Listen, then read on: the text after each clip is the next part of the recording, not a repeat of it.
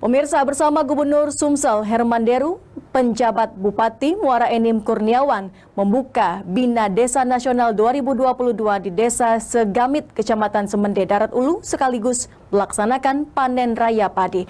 Mereka berharap potensi komoditi yang dimiliki bisa diangkat dan terwujudnya Sumsel, lumbung pangan, dan food estate. Dataran tinggi Semende Muara Enim dengan bintang alam pertanian padi dan hortikultura yang sangat luas menjadikan daerah subur ini sebagai lokasi inti kegiatan Bina Desa Nasional Ikatan Badan Eksekutif Mahasiswa Pertanian Indonesia IBEMPI 2022. Kegiatan yang dibuka langsung Gubernur Sumatera Selatan Herman Deru didampingi pejabat Bupati Muara Enim Kurniawan ini diikuti perwakilan BEM Fakultas Pertanian dari 67 perguruan tinggi di Indonesia.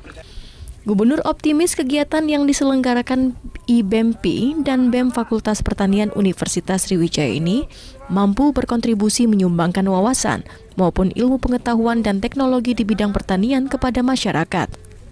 Tentu adalah sebuah surprise bagi masyarakat sekitar bahwa ternyata dengan teknologi dan dengan kedisiplinan dari mulai bibit sampai pemupukan bisa menghasilkan yang maksimal. Pejabat Bupati Muara Enim Kurniawan berterima kasih atas kepercayaan Rektor Universitas Sriwijaya dan IBEMPI yang telah memilih Kabupaten Muara Enim sebagai lokasi penyelenggaraan Bina Desa Nasional 2022.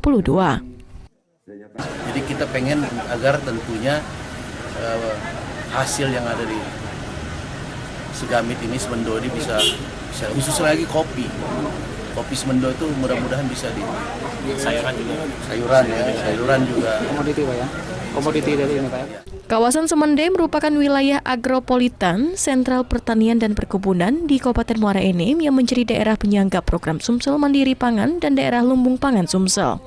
Dari Muara Enim, Edwin Sasatria, iNews melaporkan.